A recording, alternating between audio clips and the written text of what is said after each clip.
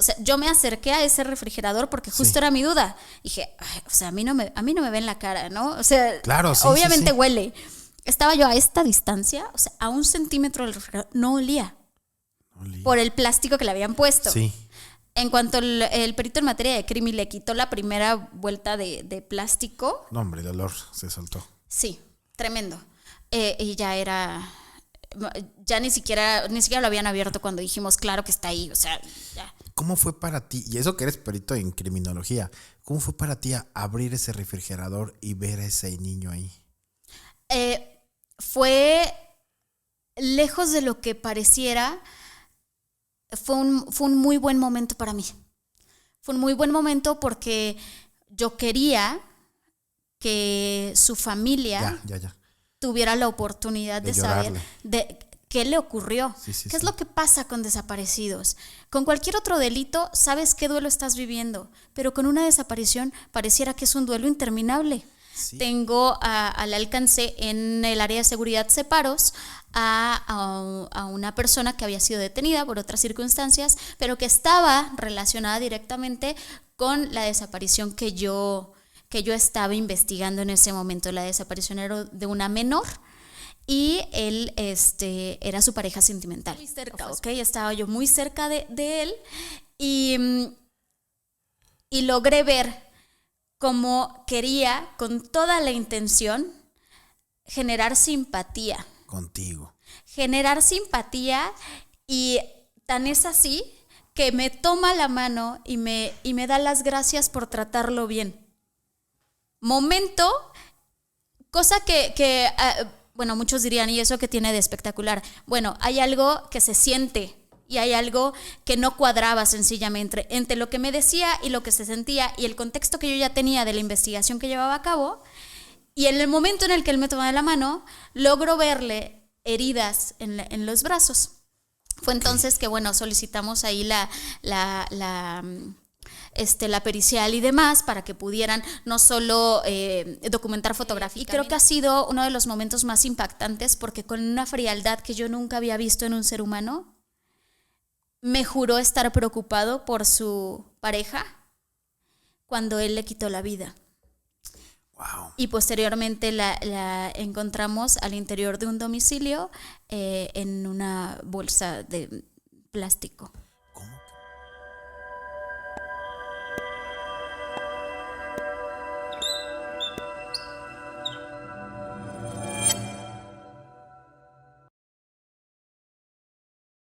Hola, ¿qué tal? ¿Cómo están? Muy buenas tardes. Estamos de manteles largos en este segundo episodio de entrevistas.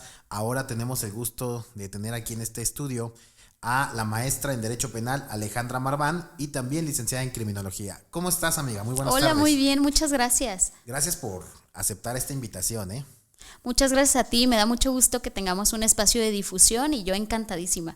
Pues mira, estamos empezando, eres la segunda persona que entrevisto. No le quiero faltar el respeto a los comunicadores, ¿verdad? Pero estoy haciendo ahí mi mayor esfuerzo. Está súper bien porque aparte en nuestra área es necesaria ya la difusión. Es una necesidad. Sí, fíjate que muchos de los clientes conocen a los abogados, a los jueces, a los magistrados, a los peritos, pero nada más nos conocen en la cuestión del trabajo. Pero también es muy bueno que hasta incluso nosotros sepan un poquito más de nosotros, ¿no? Que sepan que también somos personas que viven el día a día como personas normales, ¿no? Sí, el contexto es importantísimo porque no solo es esta parte laboral en la que obviamente nos desempeñamos de la mejor manera que podemos, pero que todos los demás tengan un contexto un poquito más amplio de nosotros, de quiénes somos, cómo llegamos hasta donde estamos y cuáles son nuestras ideas de seguir creciendo. Claro, muy bien, amiga. Perfecto, cuéntanos un poquito más de ti. ¿Quién es Alejandra Marván? Bien, yo soy licenciada en Criminología.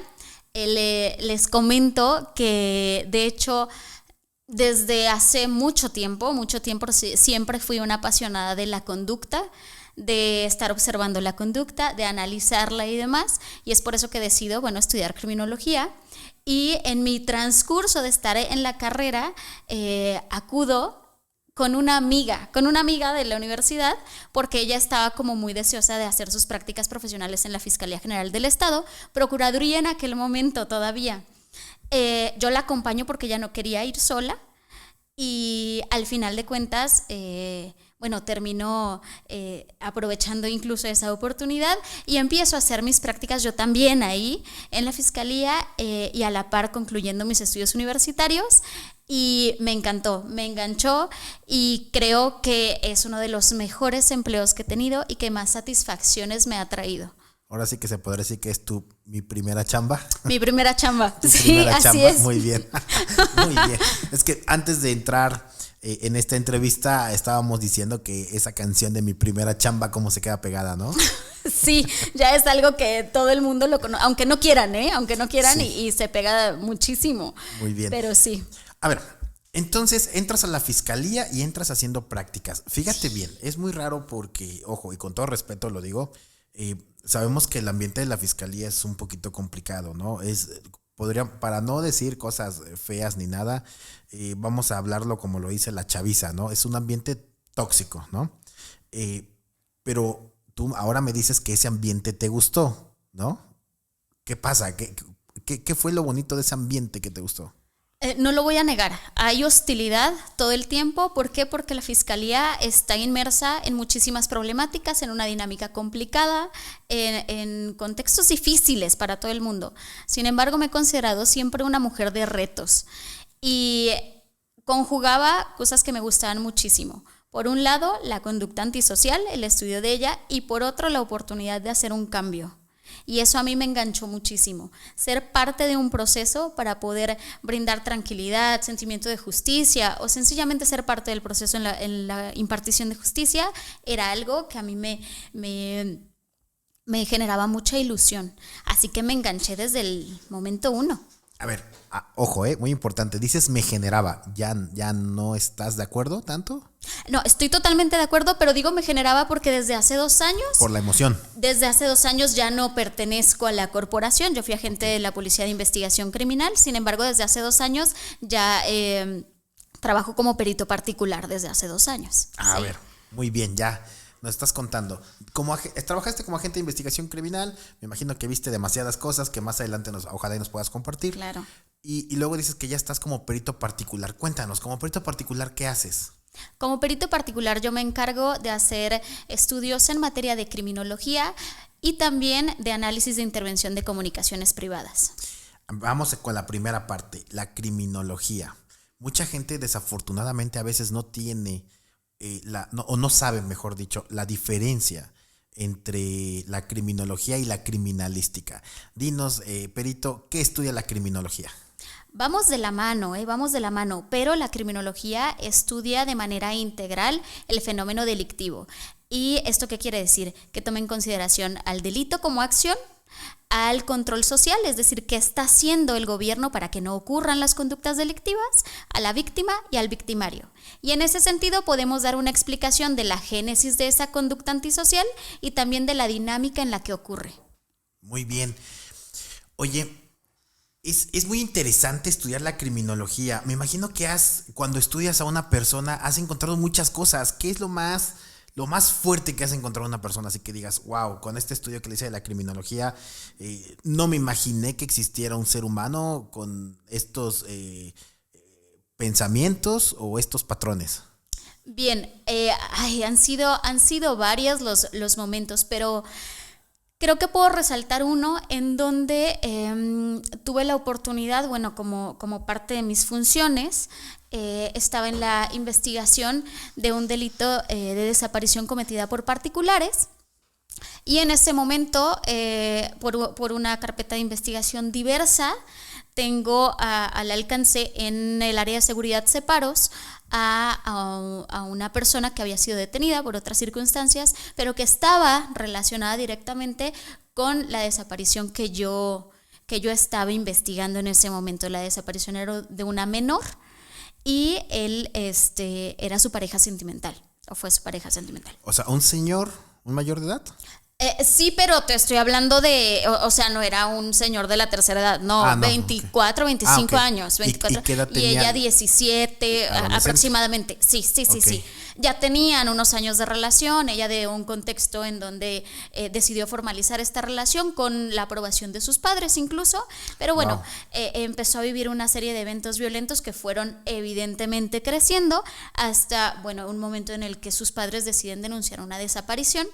Y bueno, tuve la oportunidad de estar con él y más cerca de lo que estamos tú y yo, y así de cerca Oye, intentó ser... perdón, Sí, pausa, sí, sí. no se vaya a poner celoso Clemente. ¿Qué tan cerca? ¿De qué hablamos? ¿De qué hablamos? O sea, sí estamos cerca, pero no tan Ok, cerca. ok. Sí, sí, sí, Ok. tranquilos, público, tranquilos.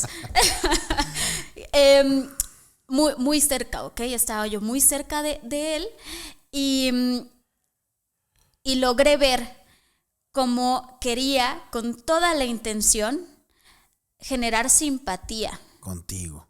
Generar simpatía, y tan es así que me toma la mano y me da las gracias por tratarlo bien.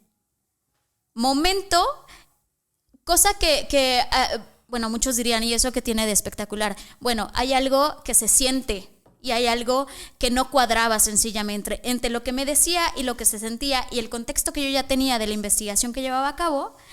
Y en el momento en el que él me toma de la mano, logro verle heridas en los brazos. Fue entonces que, bueno, solicitamos ahí la pericial y demás para que pudieran no solo documentar fotográficamente las lesiones, pero que hubiera Gracias, ahí un Álvaro, estudio perdón, de dinámica. Gracias, Álvaro. El señor de los controles, Alvarito. El señor de los perito controles, en muchas informática. gracias. Mira, te hice llegar un vasito de agua. Perdón, Muchas amiga. gracias. Iniciamos de rápido la entrevista y no dio tiempo. Disculpen la interrupción. Sí, perdón, amiga. Y creo que ha sido uno de los momentos más impactantes porque con una frialdad que yo nunca había visto en un ser humano, me juró estar preocupado por su pareja cuando él le quitó la vida. Wow. Y posteriormente la encontramos al interior de un domicilio en una bolsa de plástico. ¿Cómo crees? Sí, entonces fue uno de los momentos que más me impactaron por la personalidad de este sujeto. A ver, perito. Posiblemente hable tonterías, ¿eh? Soy ignorante, no sé de la criminología. Pero en la criminología también podría ser parte de la detección de mentiras. Ay, es que me haces muy buenas preguntas. Ok. Sí, porque hay una parte, veamos, ver el análisis del comportamiento no verbal siempre ayuda y está muy presente en la labor, por ejemplo, de todos los investigadores, porque hay algo que se llama congruencia de las acciones, ¿no? Va a haber muchas cosas que me hablen del sentido de un discurso, pero tendrá que ser congruente con tu mirada, con tu postura, con tus gestos, Claro.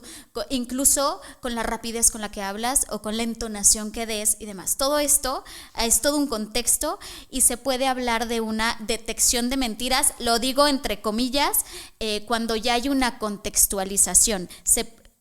No me gusta llamarle detección de mentiras, pero el término correcto sería el análisis científico del comportamiento no verbal. Okay. Pero ¿es posible dar indicadores? Claro que sí. Muy bien, te preguntaba por lo siguiente. Que me imagino que una de las cosas que te sacó de onda de esta persona que desafortunadamente le privó de la vida a su expareja, ¿te pudo engañar? O sea, eso de que estaba preocupado, tú como perito, que dijiste, wow, sí, entonces él no tiene nada que ver. O sí dijiste, no, él sí tiene que ver. Ahí te va. Por un momento, hay una parte de todos nosotros que de pronto te llega a generar cierta, no compasión ni pena, pero sí logras ver algo en la persona y que dices, híjole, este chavo, quién sabe por qué esté aquí, ¿no? O, ok, porque aparte tenía una máscara de la cordura increíble y una imagen incluso vulnerable. Era un hombre chiquito, más bien menudito, que no representaba la edad que tenía, se veía mucho menor y demás, pero con una capacidad de cometer un ilícito enorme y con una nocividad tremenda. Entonces, en un inicio, no te voy a negar, dije, híjole, este chavo, ¿no? Y está en separos. Y en el momento en que empiezo a hablar con él, dije, no, hay algo que aquí no cuadra. Ya, Aquí, ya. sí, ya en el momento de interactuar, dije, no, a mí no me puedes vender esa cara. Claro, ok. Este tipo de personas, ¿qué conductas más hacen para que se puedan dar cuenta? Porque nosotros nada más sabemos lo que vemos en las series, ¿no? En algunas series pues, supuestamente son personas expertas en el lenguaje no verbal. Pero tú como experta, ¿qué nos puedes decir? Lo que se sabe más o menos es que una persona que puede ser peligrosa o manipuladora es que es muy encantadora. ¿Qué tan cierto es eso? Lo que les puedo decir, uno, no crean en la tele, ¿ok?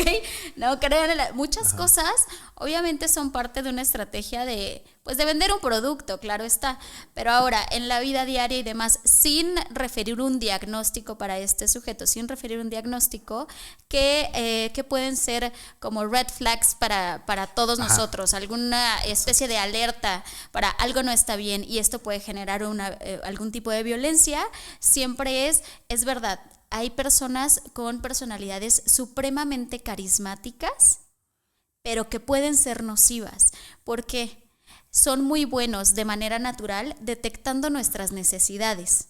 Luego entonces, cuando yo me acerco, me dice justo lo que quiero escuchar. Ok. Y se vuelven la persona perfecta.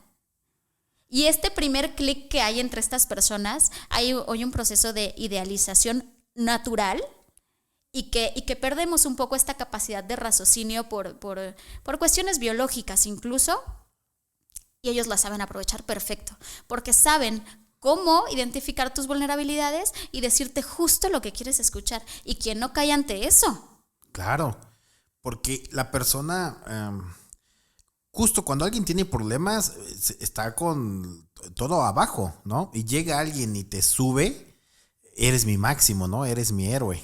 Eres mi héroe, o sea, y en por eso es muy común que este tipo de personalidades, me atrevo a decir con características narcisistas, por ejemplo, Sí. se enganchan muchísimo con personalidades emotivas, con gente o con víctimas que tienden a ser más emocionales y a buscar algo en que anclarse y que les dé seguridad.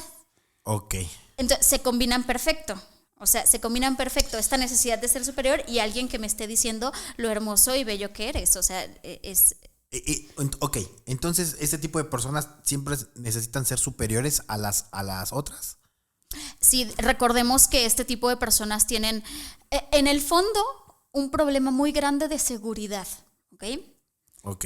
Muy, muy grande. Pero ¿qué pasa? En la superficie tienen una máscara y una estructura muy bien plantada de seguridad, de ser dueños de sus decisiones, de ser una persona magnífica. Por eso son muy buenos enganchando en primeros momentos y no en relaciones largas y no en periodos prolongados, porque ¿quién puede actuar por tanto tiempo? Ok, ya. Perfecto. Oye, no, es excelente esto de la criminología, ¿eh? Está padrísimo. Oye, yo sé que lo utilizas de manera profesional para las carpetas de investigación, la cuestión jurídica. Pero también se podría utilizar la criminología para la vida cotidiana, es decir, que alguien venga y te diga, oye, ¿sabes qué? Tengo novia y me está pasando esto. También lo podrías utilizar para que te diga más o menos cómo es la persona, o de plano eso sí no. La criminología se puede utilizar, o sea, la criminología en la vida diaria, para detectar conductas de riesgo y estar informados, sin embargo, de ninguna manera para llevar una terapia. Eso sí Ok. es materia de un psicólogo. Nosotros podremos valorar el riesgo de conducta delictivo, valorar el riesgo de conductas victimales, pero no una terapia. Una terapia definitivamente acudan con un psicólogo Claro. o con un psiquiatra. Y claro, para detectar conductas de riesgo, nosotros somos los indicados. Perfecto. Ok, Perito. Oye, y a ver, cuéntame. Ya nos dijiste esta persona que era muy amable, muy carismático y te dijo que estaba Sí, muy claro. preocupado y resulta que él fue el culpable, ¿no? ¿Qué otras cosas te pasó en fiscalía? Porque en fiscalía pasan demasiadas. Uy, tienes tiempo, amigo. Sí, sí. Tenemos pilas cargadas, Bien, tenemos perfecto. memoria, todo. A ver, te comento de manera muy rápida. Sí. Desde que yo ingreso a la fiscalía estuve trabajando delitos de alto impacto principalmente, así que trabajé delitos de secuestro, de extorsión, de desaparición forzada y Estabas cometida por particulares. En WEX. Así es. Ok. En, Hay algunos ahora, amigos en WEX, ¿no? Que en- Maestro Joeder, Sí, tipazo, excelente criminalista. muy bueno. Sí, Y Perito sí. Palma. También, son Conocí- excelentes compañeros. Fíjate que conocí apenas a un fiscal de ahí, no sé si te tocó en tu tiempo, de apellido Tacuba. Muy amable, muy amable. Fue un asunto donde fuimos por un supuesto secuestro. Y uno está con miedo de que llega Wex y dices, ay, viene con todo y a ver si no me agarran a mí también, ¿no? Pero este fiscal, muy tranquilo, muy amable, muy Amigo, muy pero diferente. el que nada debe. Ah, sí. En realidad siempre hay una resistencia. ¿Por qué? Porque sabemos que en el momento de estar investigando delitos de alto impacto hay temas complicados y hay una Sí, sí, sí, secrecía eso sí. y ellos siempre están cuidando Sí, sí. la información a su equipo, todo esto. Genera quizá no la apertura como en otros asuntos, pero es muy grato encontrar gente Sí. que hace excelentemente bien su trabajo y que están muy comprometidos con Muy tranquilos, ello. ¿no? Sí, claro. Pero tienes razón, ¿no? O sea, tampoco lo vemos nosotros en el lado de la defensa, que pues ellos también van nerviosos, ¿no? Porque no estás formulando la imputación a cualquier persona, ¿no? Así es, el nervio es de ambos lados, eso sí. Muy bien. Bueno, amiga, estabas en WEX, cuéntanos. Bueno, ahora Fiday. Ahora, ¿no? Fiday. ¿Y después? Después estuve trabajando el delito de desaparición forzada y cometida por particulares. Un excelente lugar. Me atrevo a decir que ese es uno de los lugares en los que los agentes de investigación criminal deberían de iniciar formándose, porque tiene de todo. Hablo de los actos de investigación. Sí. En algunos delitos ya sabes perfectamente bien cuáles son los actos de investigación que tocan y hasta el paso, ¿no? Paso 1, paso 2, paso 3. Sí. A pesar de que siempre se intenta llevar un caso a caso. Sin embargo, en desapariciones, los contextos son distintos. En cada asunto hay una gran necesidad de tener un equipo interdisciplinario trabajando y creo que te enriquece muchísimo esa área en particular. Y también estuve en el área de análisis e inteligencia policial. Ah, mira qué bien. Y así que he estado como de ambas partes, haciendo trabajo de gabinete, muy de análisis y de inteligencia, pero también esta parte operativa de investigación de campo. Entonces me llevé lo mejor de ambos mundos. Wow, qué padre. Pero fíjate cómo son las cosas, ¿no? De la criminología a la inteligencia. Análisis, me imagino, de las sábanas. Y geolocalización. Gran parte, sí, haciendo análisis de información, pero qué bueno que lo refieres, porque es una gran oportunidad para que también la gente sepa que los actos de análisis no solo son tendientes, por ejemplo, a la intervención de comunicaciones privadas, pero hay muchos otros. La información tiene una gran necesidad de ser procesada, y en el momento en el que la elevamos a grado de certeza para ayudarle a quien esté en un puesto a tomar decisiones, en ese momento se convierte en inteligencia. Así es. Y la inteligencia policial es una de las más importantes porque nos habla también de una necesidad, o más bien una solución para la política pública. Hay una cuestión de seguridad que todo mundo padece y todo mundo refiere. Entonces, apostarle a operaciones estratégicas y no tácticas habla de inteligencia policial detrás y de un resultado a largo plazo. Fíjate que es un tema muy importante.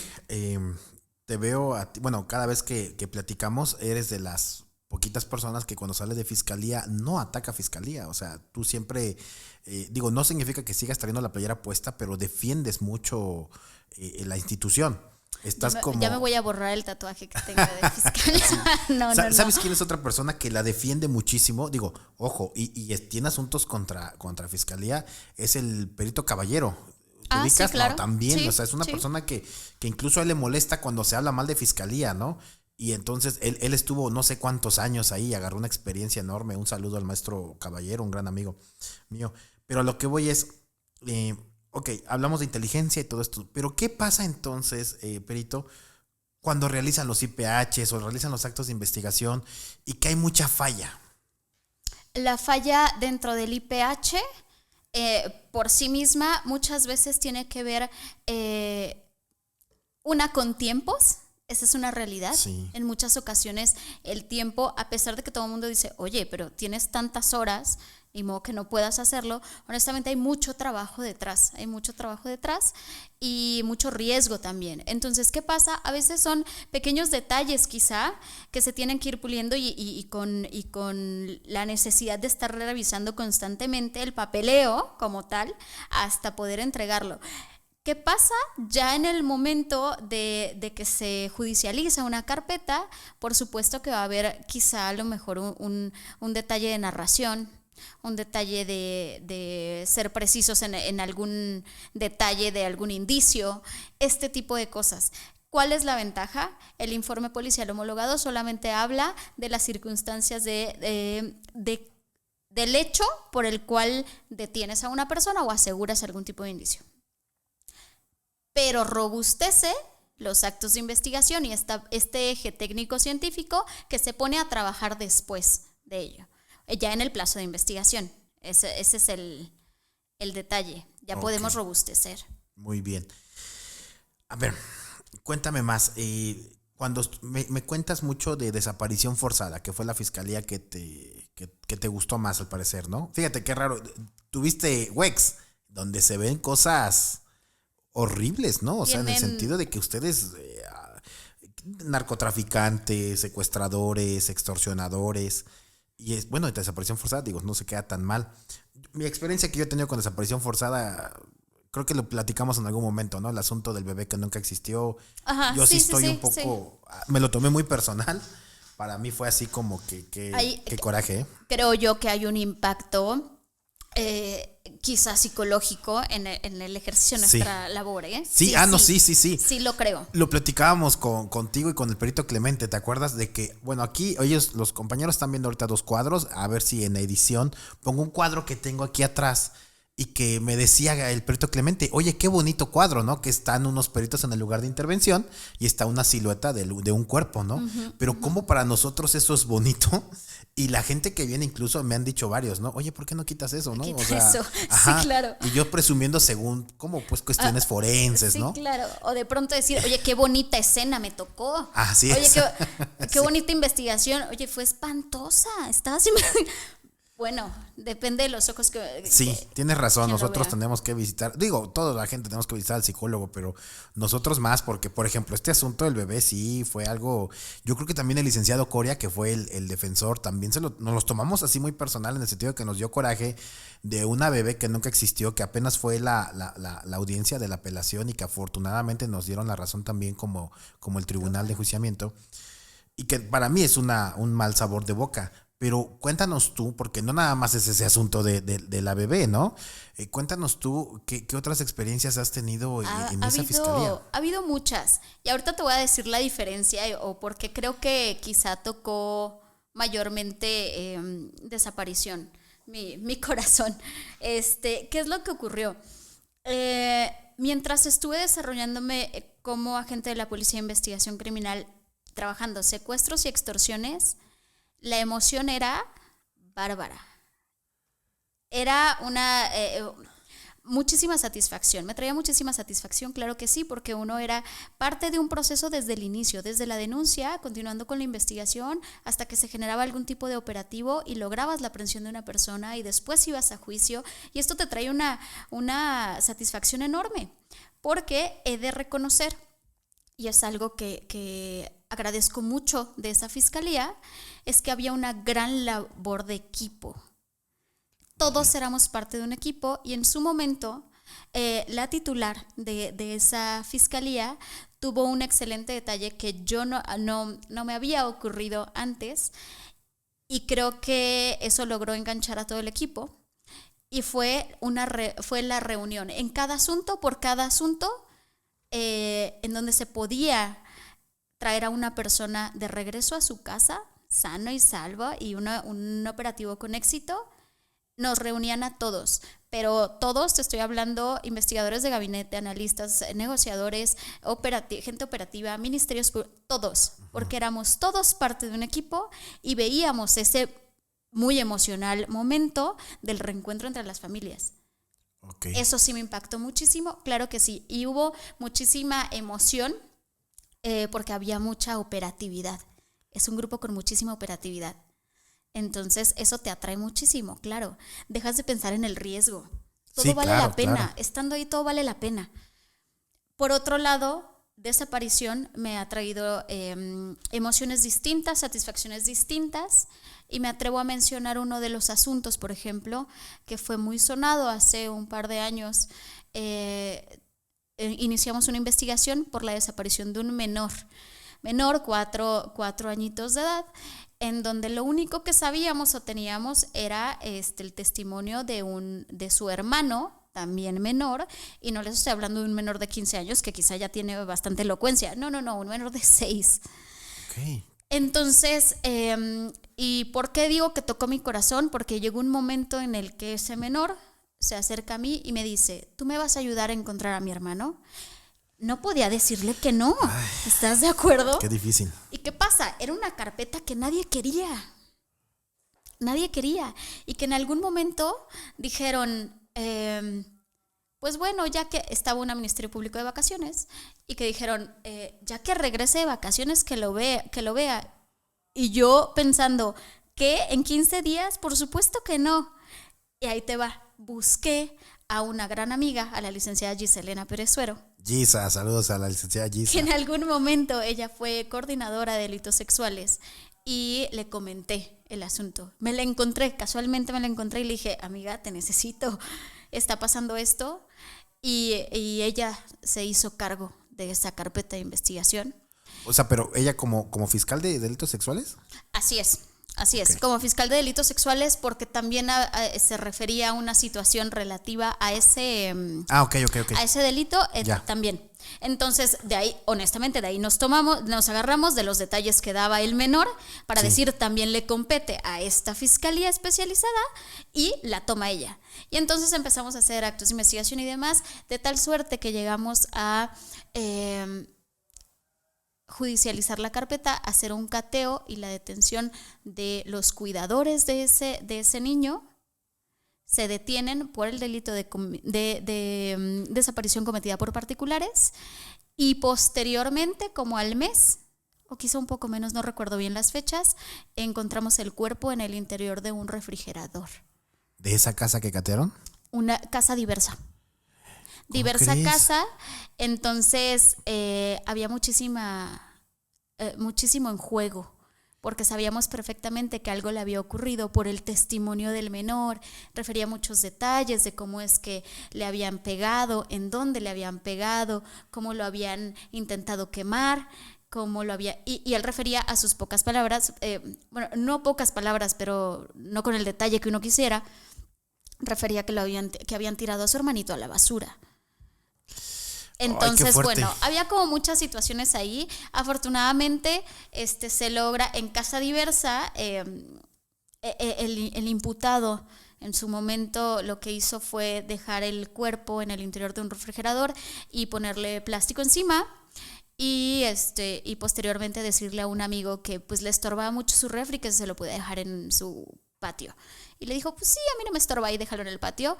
Pero pues obviamente... ¿Cómo crees? Sí, ya después ya hubo la necesidad de ingresar a ese segundo domicilio y encontrar el cuerpo de ese niño.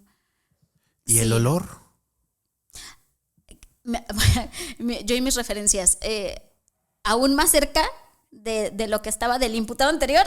Sí. O sea, yo me acerqué a ese refrigerador porque justo era mi duda. Dije, o sea, a mí no me ven la cara, ¿no? O sea, claro, obviamente huele.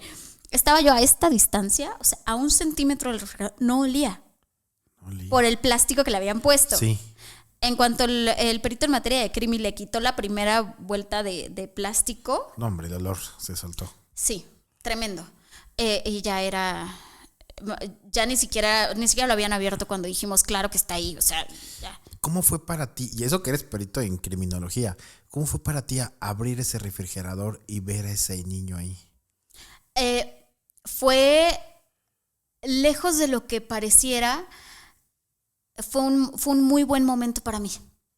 Fue un muy buen momento porque yo quería que su familia tuviera la oportunidad de saber de qué le ocurrió, qué es lo que pasa con desaparecidos.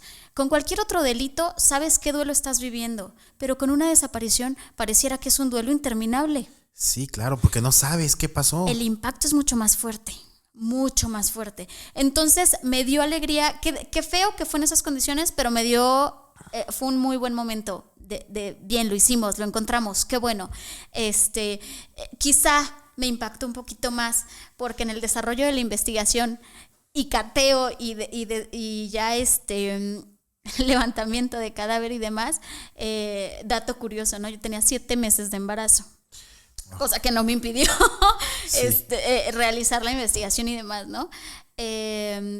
Estuve muy, muy, muy contenta al respecto. Ya en el momento del levantamiento y demás, ya mi comandante, a quien espero que en algún momento escuche esto porque lo quiero con todo mi corazón, a Fermín, al comandante Fermín Cruz. El morenito que se peina de lado, creo que fue comandante en Jutepec un rato, ¿no? Sí. Sí, claro, Fermín, sí. Fermín Incluso Cruz. Estudiante de UNIM, ¿no? Así es. Claro, saludos al comandante Fermín, claro. Excelente persona, excelente investigador, un jefe como el que todo mundo quisiera tener en la corporación, es un hombre súper capaz y un excelente equipo de trabajo. Pues con él estuve y él prácticamente me sacó un poco a la fuerza del inmueble y me dijo, ya no te puedo permitir que estés ahí, o sea, tienes 7 meses de embarazo, Alejandra, por favor, ya salte de ahí, ¿no? Y ya obviamente él continuó con la diligencia y demás, así que creo que ese ha sido uno de los que profesionalmente me ha impactado. Sí, cómo no, con lo que nos estás contando, o sea, imagínate. Porque viene mucho detrás, ¿sabes? Y también criminológicamente, porque de pronto dicen, bueno, ok, ya tienen el cuerpo y por un lado ya hay un duelo y una situación de resolución de la familia, pero por otro lado había 2 miembros de esa misma familia que estaban detenidos por este asunto. Wow. Entonces, había muchas cosas detrás, dignas de análisis criminológico, impactante, porque incluso aún en esa situación, la complicidad entre los 2 detenidos continúa hasta la fecha. Sí. ¿Cómo crees? Sí. Oye, qué fuerte. Sí, fuerte. Qué fuerte asunto. ¿Tú embarazada? Sí, 7 meses. No te llegaron así cosas como que ¿por qué traigo a alguien de la vida, no? O sea, está muy complicada. 7 meses. Más que pensarlo de esa manera, siempre he pensado que tenemos en nuestras manos una gran responsabilidad. Porque el resto del mundo le es mucho más fácil hacer oídos sordos. Claro. Y fingir que no pasa nada. Cuando vemos todos que nuestro entorno se violenta cada día más, pero es responsabilidad nuestra. Y más quienes nos dedicamos al área forense, tenemos una gran responsabilidad. Así que si puedo siempre aportar un poquito más, poner un granito de arena, lo voy a hacer, siempre. Pues sí, claro, todos queremos aportar por esta situación que se vive muy difícil. La verdad, te cuento así rápido una experiencia. Mis primos, pues ellos ellos venían de otro mundo, ¿no? Un mundo, como coloquialmente lo conocemos, un mundo fresa, ¿no? Donde no pasaba nada, todo es bonito y todo es color rosa, ¿no? Se vienen a conocer este mundo cuando les empiezo a decir que me ayuden a leer carpetas de investigación. Y para ellos también fue así como que, oye, ¿qué onda con la vida, no? O sea, tipo, ¿por qué hizo esto? ¿Qué onda, no? Y llegaban a decir incluso, oye, ¿por qué lo defiendes? No, espérame, es que él dice que es inocente, ¿no? Y aparte tiene un derecho a que se le defienda, ¿no? Pero sí, entrar en esta cuestión del mundo forense es muy, muy fuerte, ¿no? Es muy fuerte, pero alguien tiene que hacerlo. Sí, claro. Alguien tiene que hacerlo y habemos muchas personas, que lo digo de corazón, que lo hacemos con muchísima vocación. Yo no me veo haciendo otra cosa. Claro. De verdad, no me veo haciendo otra cosa. Lo disfruto muchísimo. ¿Otro asunto que te haya tocado así fuerte? Que me haya impactado. Veamos. Hay varios asuntos, pero creo que retomando esta área de secuestros y extorsión en donde estábamos, hubo un asunto en particular que me ayudó a entender el caso a caso. Es algo que todo el mundo escuchábamos, pero en realidad hice conciencia de que cada caso era distinto con ese asunto en particular. Okay. Un asunto en donde denuncia el padre de familia porque habían sido secuestradas su esposa y su menor hijo. Las circunstancias que nos narraba y todos los actos de investigación a mí me indicaban que no podía darle un 100% de credibilidad a lo que nos narraban. Sí. Y yo no le estaba dando en mi cabeza una figura de víctima a la víctima, porque yo creía que en algún momento pudiera tratarse de alguna simulación, de alguna situación de no quiero estar aquí pero no sé cómo irme. Sí. Entonces un delito es una muy buena manera, porque es mucho más fácil tomar un evento traumático para poder deshacerme de un vínculo familiar y demás, ¿no? Sí. Es mucho más fácil irte de un sitio enojado porque es la excusa perfecta. Sí. Es como cuando quieres terminar una relación sentimental con alguien. Hazme enojar, dame una excusa, caray. Es esta parte, ¿no? Entonces, a pesar de ello, bueno, continuábamos trabajando el asunto y demás, de tal suerte que hicimos un operativo que terminó hasta el Estado de México, lugar en donde efectivamente estaba privada de la libertad esta mujer y su menor hijo de menos de 3 años. No más de 3 años tenía ese niño. Y en ese momento me puse a reflexionar y ese momento fue el que dije, no, el caso a caso es necesario. Todos los casos son distintos y debo de atenderlos de manera individualizada. Sí, creo que ese fue. No, hombre. ¿Cuánto tiempo estuviste en fiscalía?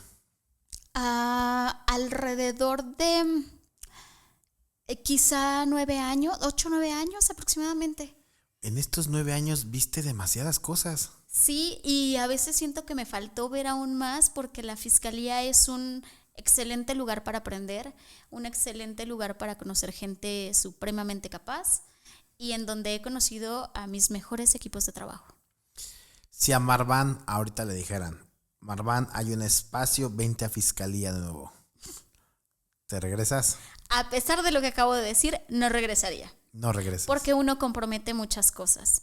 Y ahora ya con nuevos proyectos adelante, con condiciones de vida distintas a las que yo tenía cuando tenía 18 años de edad, le doy muchísimo más valor a otras cosas. Muy bien, nuevos proyectos. ¿Qué proyectos tienes? Cuéntanos. Hay muchísimos proyectos adelante. Tuve la oportunidad de crear un centro de investigación forense. Así se llama, Centro de Investigación Forense, especializado en derechos humanos, en donde no solo se hace esta labor pericial, pero se hace una labor de investigación académica. Entonces, muchos de estos proyectos van encaminados a la parte académica y, por supuesto, de atender y poder ayudar de alguna manera, coadyuvar con las víctimas de delito. Sí. Te enfocas mucho en víctimas, ¿verdad? Mucho en víctimas y tengo también dentro de este proyecto igual de profesionalización también.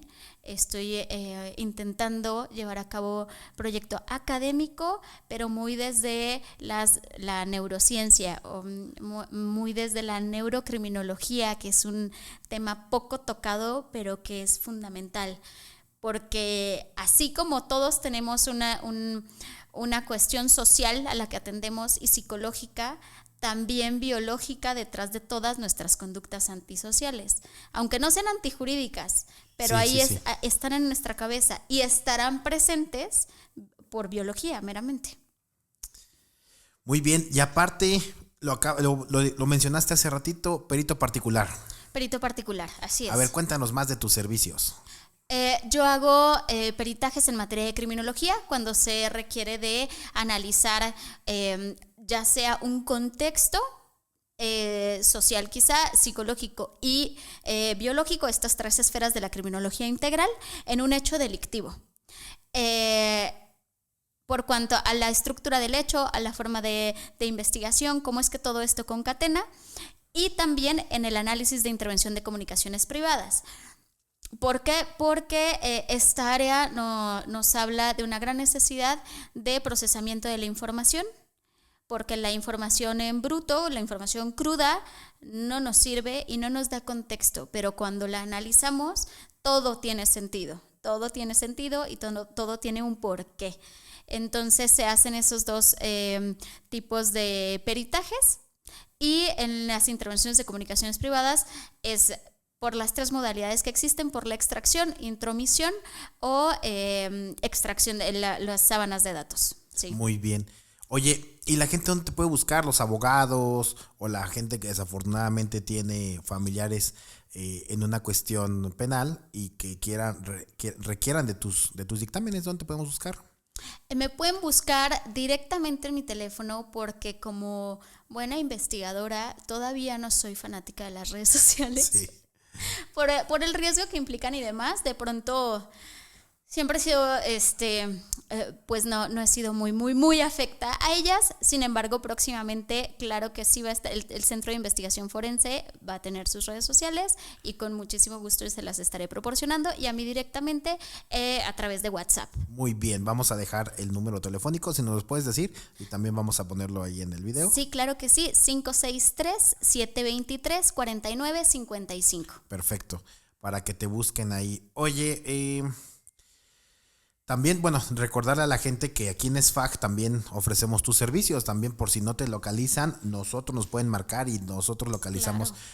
Ellos lo que es, hay varios peritos. Entre esos varios peritos, la Perito Marván también ofrece sus servicios de manera externa aquí a Solución Forense en Asuntos Jurídicos. Así es. Ok, oye, a ver, perito, me interesó mucho este tema de la criminología. Está excelente, y digo, y qué feo lo que has vivido. Pero digo, este podcast no nada más lo ve los abogados, los jueces, magistrados, también lo están viendo alumnos, lo están viendo personas que ven esto y que, por ejemplo, la primera con César nos dicen muchas cosas, ¿no? Como que yo pensé que era otra cosa, y vemos que es una persona muy tranquila, y que ahorita están viendo esto, están viendo la realidad, ¿no? De lo que ha pasado, cómo hay gente enferma que desafortunadamente ve todo lo que le hicieron a ese niño, en paz descanse, de cómo le pegaron, cómo lo intentaron quemar, y al último que estuvo en un refrigerador. Y que se escucha feo, pero al final de cuentas es la realidad, es lo que está pasando aquí. ¿Algún otro asunto más o menos que nos pudieras contar y que la gente vea que desafortunadamente esto es lo que estás viviendo en México y en Morelos, ¿no? O sea, lo que nos estás contando es de aquí de Morelos. Ok, desde el enfoque criminológico, hay asuntos muy interesantes o que a mí me llamaban mucho la atención, y uno de ellos, de igual manera, se inicia una investigación por la desaparición de una persona, una mujer, quien había desaparecido en la zona norte de nuestro estado, específicamente de nuestro municipio.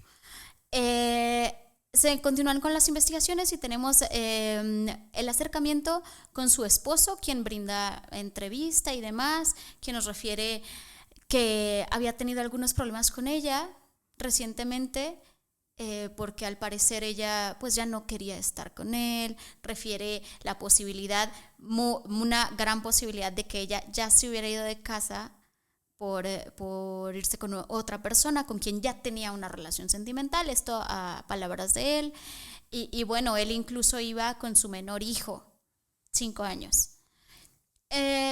Entonces, bueno, dijimos, es probable que eso pueda ocurrir. Incluso había algunos mensajes que él decía, ¿no? Que le habían mandado, en donde efectivamente ella pues prácticamente decía que se iba y que ya no quería estar con él, y que se iba con su nueva pareja. Y así queda la declaración de esta persona. Pasa ese día y le tocaba estar de guardia a un compañero, y en esa guardia de madrugada, porque siempre les damos nuestros teléfonos y demás, por alguna situación siempre hay que estar pendientes de ellos, claro, de los denunciantes y demás. Bueno, pues marca los teléfonos, contesta nuestro compañero que estaba de guardia, y le refiere, ya no aguanto más. Ya no aguanto más, y es aquí en donde está el impacto criminológico, que Sí. ya no puedo. Así lo dijo, no me está dejando dormir. Ella no me está dejando dormir. Yo la maté, les voy a decir. Entonces, ¿qué pasa? En primera instancia, es una situación que dices, ay, sí, claro, ¿no? No lo crees. Resulta tan impactante que no lo crees. ¿Incluso ustedes iban en otra línea de investigación? Sí. Wow. No lo crees. Entonces, bueno, en fin. Había una situación ahí con la información que había, obviamente de manera extraoficial, que es lo que ocurre con nuestro compañero. Nos llama por teléfono a todos, o sea, me hablaron y me dijeron esto, ¿será cierto, no será cierto? ¿Será un 4? ¿Nos querrán hacer algo? Porque previamente ya habíamos tenido un asunto en donde habíamos recibido amenazas. Entonces, wow. Había una situación tremenda en donde nos intentaron contactar para hacer que uno de nosotros fuera a un sitio, bueno, X. Ajá. Entonces había como esta sospecha, y otra vez mi comandante Fermín toma las mejores decisiones, se hace cargo de los actos de investigación, y por supuesto que a lo largo de se toman ciertas medidas. ¿Para qué? Para resguardar la información que había, para poder tener más línea y demás. Y justo a través de análisis de intervención de comunicaciones privadas se podía determinar que lo que había referido el día anterior en entrevista no era cierto.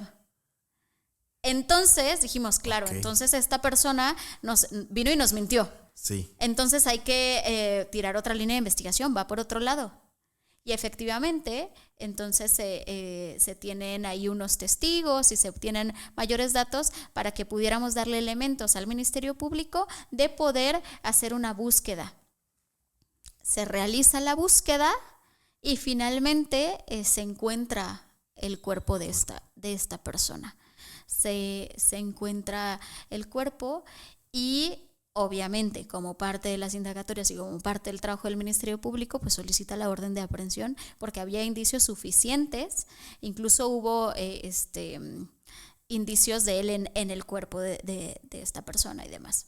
Entonces, bueno, se solicita la orden de aprehensión y una vez cumplimentada y con el detenido ya en las oficinas, de pronto le dice a mi comandante que se sentía muy cansado.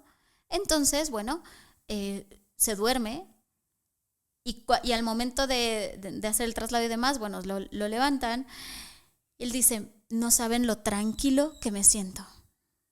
Me siento muy... O sea, él estaba genuinamente consternado y había una culpa tremenda que le desbordó y no tenía idea de qué hacer. Él no había comido, no había dormido, no había absolutamente nada. ¿Por qué? Porque al final, ¿qué fue lo que ocurrió? Hubo una discusión entre ellos, que fue otra vez estas alertas que tenemos del incremento de la violencia. Un pleito llega a algo más grande y de pronto, al tener la oportunidad de cometer una conducta explosiva y llena de agresividad, de violencia, pues bueno, le priva de la vida a su esposa. Wow. Le priva de su vida a su esposa. Por eso, y me hace sentido aquella información, me hace sentido. ¿No me está dejando dormir? Por supuesto que no. O sea, el señor habla y dice, yo fui, yo la maté, no me deja en paz, no me deja dormir. Una vez que lo detienen, se queda dormido. O sea, ya estaba tranquilo él. Sí. Wow. Dándole resolución a ese hecho victimizante. ¿Cómo concluye? Ya sabía perfecto a dónde iba al penal, pero estaba muy tranquilo. Y nos habla también de la forma de comisión del delito, Sí, el claro. tipo de personalidades que hay. Algún otro tipo de personalidad, como la primera que te conté, Sí. no habría dicho absolutamente nada. Y sería una víctima tras otra, porque se sabe capaz de hacerlo. Les empieza a gustar. En ocasiones hay hay un deseo y una gratificación. Ahí te va de nuevo esta parte de la neurocriminología. ¿Qué pasa cuando yo te doy un estímulo que es bueno? Todos tenemos una capacidad de percibir. Si hay un estímulo, llega a mí y es algo bueno, que me gusta, llegó alguien, agarré un chocolate. Ese chocolate me va a traer felicidad, pero es una felicidad bioquímica. Es por un sistema de neurotransmisores en nuestro cerebro. Entonces se activa un sistema de recompensas neurológico.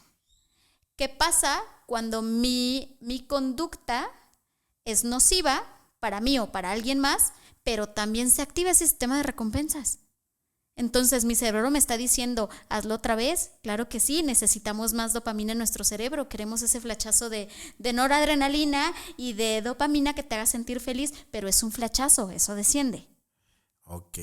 ¿Qué pasa cuando hay esta doble moral quizá? Es un truco. La realidad es que nuestro cerebro puede ser manipulado muy fácilmente. Entonces, si hay una gratificación ante un estímulo nocivo, ¿qué va a pasar? Lo vamos a continuar haciendo. Por ejemplo, las conductas dependientes. A quien le gusta el tabaco. Yo fumé por muchos años. Yo sabía que me hacía daño, pero te trae una satisfacción. Claro. ¿Y qué pasa? Es lo mismo con cualquier otra adicción. No es que no lo quiera dejar, no puedo. Orgánicamente, mi cuerpo no me lo permite. Entonces, también hay que identificar estos patrones, porque no solo es algo social, es biológico también. Nuestro cerebro a veces trabaja así. Qué fuerte, pero pues es la triste realidad, ¿no? Sí. Es la triste realidad, no nada más en la cuestión de las personas adictas a las drogas, adictos a muchas cosas, ¿no? Perdón que te interrumpa, adictos a las emociones. Eso. Es el mismo esquema, ¿eh? Yo creo que eso es la más peligrosa, ¿no? La adicción a una emoción, a una conducta, a lo que te acarrea cierta interacción, incluso te puedes hacer dependiente a ella. Por eso es nociva, o por eso es como tan común que refieran en todos lados, como lo dijiste al principio, ¿no? ¡Ay, qué tóxico! ¡Qué tóxico! ¿No? Sí. Esto es el gran ejemplo de una adicción. Y no es una sustancia per se, no es una droga, no estoy ingiriendo algo. Qué difícil, pero también ¿no? se genera una dependencia. Y una dependencia, exacto. No la quieres dejar y es cuando llegas a la violencia. Sí. Llegas a la violencia y pasa esto, lo que le pasó al señor, ¿no? Que desafortunadamente la privó de su vida. Recordemos que los eventos violentos siempre tienden a crecer, al igual que la evolución del delito y del delincuente como tal. Sus delitos escalan. Empiezan con delitos menores, con conductas antisociales en casa, después con conductas delictivas menores y después van ascendiendo y por eso hay en muchas ocasiones que era el mismo sujeto que estaba consumiendo alguna sustancia y robaba, ahora roba motos y luego roba carros, pero luego extorsiona y luego ya secuestra y de pronto ya es un delincuente con nocividad aumentadísima. Wow. Sí, es un tema muy importante, sí. Muy importante, y me gustaría invitarte a una segunda parte, por favor. Claro. Esto está muy, muy difícil, pero es muy importante que lo sepa el público, porque incluso hasta que, no sé, organizar una charla un día de estos, ¿no? De este tipo, de las cuestiones de la criminología, de la inteligencia, de cómo trabaja un agente de investigación criminal. Porque todos los ofendemos, todos les decimos de cosas, me incluyo, ¿no? O sea, pero hasta que nos pasa algo y los necesitamos, ahora sí son los buenos, ¿no? Sí. De pronto un sector descuidado quizá y en donde socialmente se ha perdido mucho de ese respeto, me atrevo a decirlo, a nuestras autoridades y que vale la pena mencionar cuál es la importancia de ellas. Sí, Claro. Sí. Oye, Berito, ¿y también eres maestra? Sí. También eres maestra, cuéntanos, ¿en dónde das clases? Doy clases en la Universidad UNIM, ¿Sí? Actualmente únicamente en esa universidad y creo que ha sido una experiencia muy bonita porque me obliga a estarme documentando constantemente. Así es. Son un verdadero reto hacen muchas preguntas de que después dices, esta es la respuesta, pero luego te quedas pensando, el mismo alumno, pero entonces ¿por qué esto? Entonces ¿por qué el otro? Y dices, wow, voy a leer un poquito más, ¿no? Será la respuesta. Entonces, Así es. sí, claro. Y eso es lo interesante, porque nosotros, obviamente, que es lo que necesitamos también, estar en constante cuestionamiento. Eso siempre nos hace crecer. Siempre. Sí, claro. Y aparte, fíjate que eres una de las mejores maestras que tiene UNIM porque los alumnos te siguen. Gracias. Yo lo vi apenas, tuviste una conferencia y ahí estuviste con muchos alumnos, te siguieron. Sí, muchos chicos me hicieron el día, la verdad. Qué buena onda. Sí, los invité y estuvieron en esa charla. Dimos una charla para la erradicación de la violencia de género, en donde justamente hablaba de esta parte biopsicosocial de la generación de violencia. Y ahí estuvieron muy atentos, muy contentos. Me da mucho gusto que estén ahí porque son alumnos que ese interés es clave para el desarrollo profesional, sobre todo en el área forense. Mientras Claro. sigan teniendo ese interés, esas ganas de investigar y esas ganas de cuestionarse todo, yo estoy segura que van a tener mucho éxito. Muy bien. Maestra Marván, agradezco muchísimo el que hayas aceptado esta invitación para este podcast. A ti, muchísimas gracias. Y de verdad, insisto, espero que haya una segunda parte porque yo creo que tienes muchas cosas que contarnos y seguramente a raíz de este episodio yo creo que van a surgir más preguntas. Claro, yo encantada. Muchísimas gracias nuevamente. Gracias. Hasta luego.